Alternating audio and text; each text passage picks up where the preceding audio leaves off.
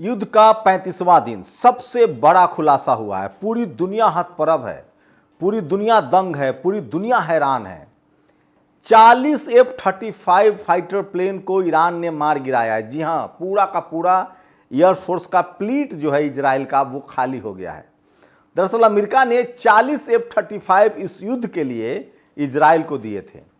ये बड़ा खुलासा किया है एक बड़े पत्रकार ने, जो अमेरिका और रूस ईरान के इस युद्ध पर, इजराइल के इस युद्ध पर नज़र बनाए हुए थे और इसीलिए अमेरिका आपे से बाहर है।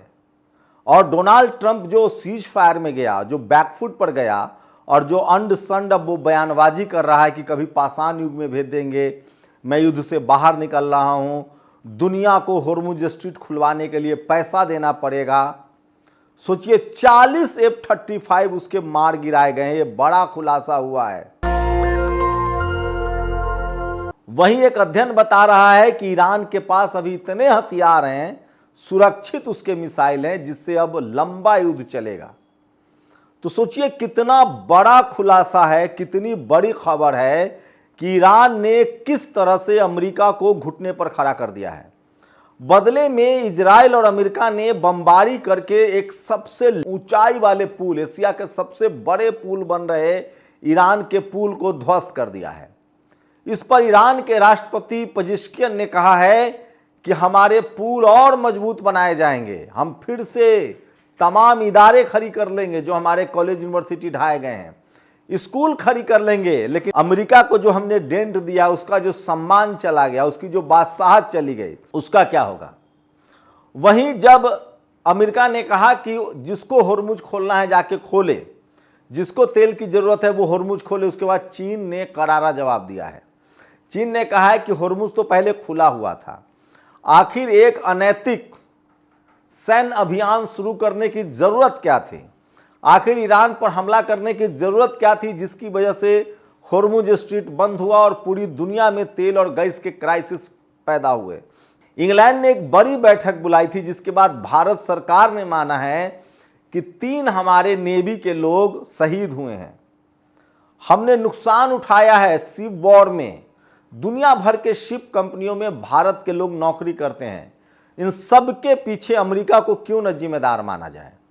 सवाल है कि अगर अमेरिका सही होता तो क्या उसके साथ कम से कम उसके दोस्त फ्रांस नहीं खड़ा होता, इंग्लैंड नहीं खड़ा होता, इटली नहीं खड़ा होता, जर्मनी नहीं खड़ा होता, मैक्सिको और ब्राजील नहीं खड़ा होता। दुनिया का कोई देश उसके साथ खड़ा नहीं है। और सोचिए कितनी बड़ी खबर है कि 40 F-35 फाइटर जेट जो है वो मार गिराया है ईरान ने, और इसी के बाद अमेरिका बैकफुट पर है। वहीं अमेरिकी सैनिकों में विद्रोह हो गया है। 3 बड़े जनरल को बर्खास्त कर दिया गया है, क्योंकि उन लोगों ने जमीन की लड़ाई में जाने से इनकार किया था। मतलब अभी भी जो अमेरिका कह रहा है वो कर नहीं रहा है, जो कर रहा है वो कह नहीं रहा है। उसने कहा कि हम सीज फायर में चले गए हैं, हम इस युद्ध से निकलना चाहते हैं, फिर कहता है कि पाषाण युग में पहुंचा देंगे। और अब खबर है कि 3 बड़े जनरल बगावत कर चुके हैं। उन्होंने कहा कि हम ईरान के खिलाफ जमीन पर जाकर युद्ध नहीं करेंगे, जिनके बाद तीनों जनरल को बर्खास्त कर दिया गया है। वहीं पेंटागन को हुए नुकसान का आकलन किया जा रहा है। सोचिए अमेरिका इस कदर दबाव में है कि $400 मिलियन लगाकर एक वॉल बनना था, हॉल बनना था जिसको कहते हैं, उसको लेकर वहां के सुप्रीम कोर्ट ने रोक लगा दी कि आप कांग्रेस से पैसा लीजिए। तो ईरान ने कांग्रेस के पूरी साख को बट्टा लगा दिया, पूरी प्रतिष्ठा को बट्टा लगा दिया। सिर्फ 35 दिन आज है, 35वां दिन है, 34 दिनों को युद्ध की कहानी बता रहा हूं। इजराइल का अब कोई शहर, कोई गांव सुरक्षित नहीं है, जिस तरह से वहां लगातार मिसाइल के अटैक किए जा रहे हैं। हिजबुल्लाह लगातार अटैक कर रहा है, लेबनान फिर से खड़ा हो गया है, हमास अटैक कर रहा है, हूती के लड़ाके भी अब इस युद्ध में आ गए हैं, इराक पूरी तरह से स्वतंत्र हो गया। लेकिन सोचिए सिर्फ F-35 का 40 गिरा देना, ये बड़ा खुलासा है। और किस तरह से अमेरिका में विद्रोह है कि 3 बड़े जनरल को बर्खास्त कर दिया गया है। मतलब जो पेजेश्किन ने कहा है कि हमने अमेरिका को वो डेंट दिया है जिसकी भरपाई अब नहीं की जा सकती है। पूरी दुनिया से अमेरिका की बादशाहत खत्म हो गई है, ये सबसे बड़ी खबर है। और लगातार बंदिश झेल रहा ईरान जो है अब वो आज़ाद है। और खबर एक और है, प्रकाश केरे ने खुलासा किया है कि 7 साल बाद भारत फिर से बड़ा तेल डिलीवरी ईरान से शुरू हो जाएगा। मतलब ईरान अब दोगुना तेल बेच रहा है और वो तेल की जो कीमत है वो युआन, रूबल या उसकी अपनी करेंसी में तय हो रहा है। मतलब अमेरिका को चारों तरफ से नुकसान झेलना पड़ रहा है। वहीं ईरान ने खाड़ी देशों में जो अमेरिकी सैनिक अड्डे हैं उन पर हमले बढ़ा दिए हैं। अब तमाम देश की कोशिश है, सऊदी अरेबिया का जो एक ईस्ट पाइपलाइन है वही बचा हुआ है, तो खाड़ी देशों को खड़ा होने में कम से कम सालों लगेंगे। तो इस 35 दिन के युद्ध में ईरान ने यह साबित कर दिया है कि वो अपनी संप्रभुता की रक्षा कर सकता है। और पेजेश्कियन ने कहा है कि तुम हमारे पुल उड़ा सकते हो, तुम हमारे बिल्डिंगें उड़ा सकते हो, लेकिन हमारा हौसला नहीं उड़ा सकते हो, और हमने तुम्हारी प्रतिष्ठा खत्म कर दी है। दुनिया का कोई देश अमेरिका पर भरोसा नहीं करेगा और तुम्हारे हथियारों की अब कोई वैल्यू नहीं है। दुनिया का कोई देश तुमसे हथियार नहीं खरीदेगा। आप समझिए ये कितनी बड़ी खबर है कि एक तो अमेरिका में बगावत है, वहां की सेना ने बगावत कर दिया, 3 बड़े जनरल को हेस्गेथ ने बर्खास्त कर दिया। आपको बता दें कि वहां का जो युद्ध मंत्री है वो पहले टीवी पत्रकार था और उसको भी राष्ट्रवाद के नाम पर डोनाल्ड ट्रंप लाया, जिसने नारा दिया था मागा, मेक अमेरिका ग्रेट अगेन, ये नारा था। अब कहा जा रहा है कि सिक्योर अमेरिका अगेन, मतलब अमेरिका की अब सुरक्षा की जाए। तो ये युद्ध ने अमेरिका की पूरी पोल पट्टी खोल दी है। अब्राहम लिंकन हो, बुश हो या फिर जेराल्ड हो, ये तमाम जो युद्धपोत थे वो इंजर्ड हुए हैं, उनमें आग लगा है ईरान ने। और ये जो सबसे बड़ा खुलासा हुआ है कि 40 से ज़्यादा F-35, मतलब सोचिए जब 40 पूरा का पूरा कुनवा साफ हो गया, पूरा का पूरा एयरफोर्स का फ्लीट इजराइल का साफ हो गया है।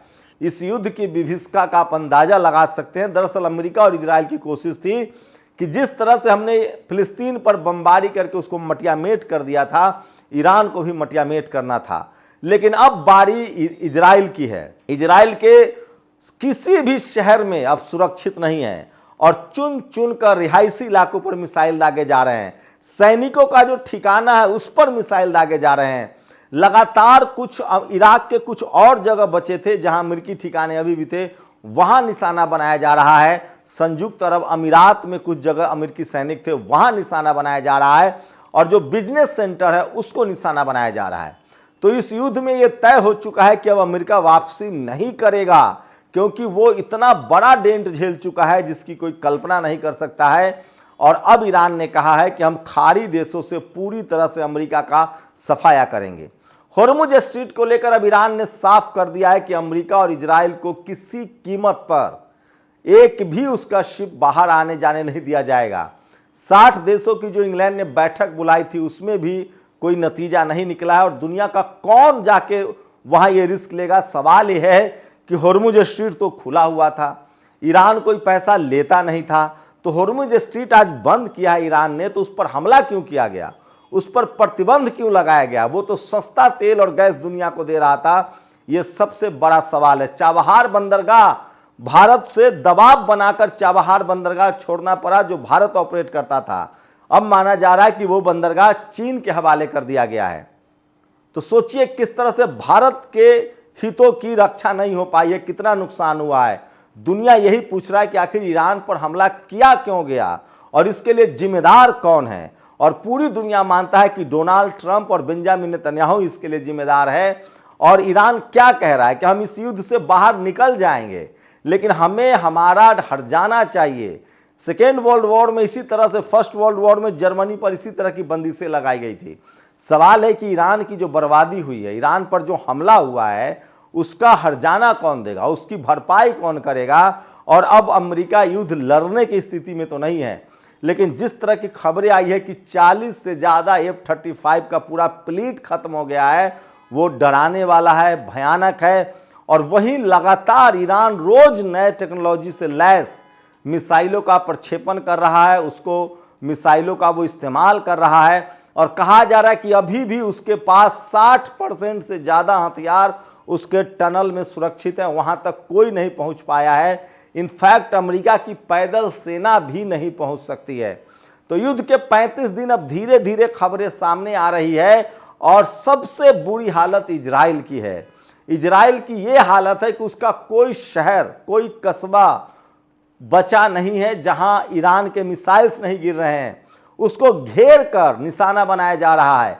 और जैसा कि खामनेई ने कहा था कि हम पर अगर हमला हुआ तो इजराइल नक्शे से गायब हो जाएगा, इजराइल पर अब 4 तरफ से हमला हो रहा है। ईरान के मिसाइल्स गिर रहे हैं, उसके बाद हिजबुल्लाह हमला कर रहा है जो लेबनान का लड़ाका है, हुती हमला कर रहा है जो यमन का लड़ाका है, और हमास हमला कर रहा है जो फिलिस्तीन का लड़ाका है, और इजरायली सैनिक मारे जा रहे हैं। वहीं इजराइल की जो जनता है वो बंकर में रहते रहते बगावत कर रही है।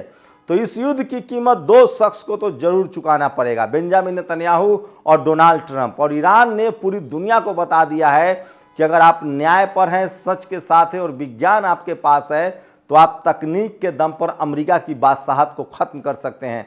पेजेस्कियन ने यही कहा है कि हम इमारतें फिर बना लेंगे, बिल्डिंगें फिर बना लेंगे, लेकिन अमेरिका का जो हमने डेंट दिया है वो उसकी भरपाई नहीं कर सकता है। भारत के लिए एक अच्छी खबर है कि ईरान से फिर 7 साल बाद तेलों की बड़ी आवाजाही शुरू होने जा रही है। तो आखिरकार ईरान ने इस बात को माना है कि भारत के लोगों ने युद्ध में हमारे साथ कम से कम नैतिक समर्थन किया और युद्ध को गलत बताया, इतना ही मेरे लिए काफ़ी है, और हमारे रिश्ते भारत के साथ मधुर बने रहेंगे।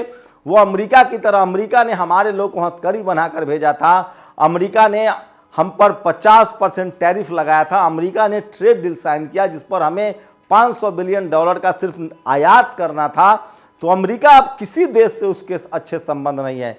यूरोप उससे खपा है क्योंकि उसको ग्रीनलैंड चाहिए, लैटिन अमेरिकी देश खपा है, उसको क्यूबा चाहिए, वहीं साथ साथ खाड़ी देशों से उसका बोरिया बिस्तर बंद हो गया है। और अब अमेरिका कह रहा है कि अब हमारे हथियार खरीदो या इस युद्ध में जो खर्चा हुआ है उसकी भरपाई करो। तो सोचिए, एक सनकी राष्ट्रपति ने अमेरिका की पूरी प्रतिष्ठा को खाक में मिला दिया है, अमेरिका की पिछले 100 साल की बादशाहत को खत्म कर दिया है अपने सनकपन की वजह से। और पूरी दुनिया में अब इजराइल की किरकिरी हो रही है। तो बेंजामिन नेतन्याहू और इजराइल को हमेशा याद रखा जाएगा। एक ने इस दुनिया के सबसे सुपर पावर कहे जाने वाले देश की हकीकत खोल दी, पोल पट्टी खोल दी अपने सनकपन की वजह से, और दूसरा जो मानवता का दुश्मन है, इंसानियत का दुश्मन है, और डोनाल्ड ट्रंप और बेंजामिन नेतन्याहू ने इस युद्ध को शुरू करके पूरी दुनिया के गरीब मिडिल क्लास लोगों को आर्थिक रूप से कमज़ोर और क्राइसिस में डाल दिया है।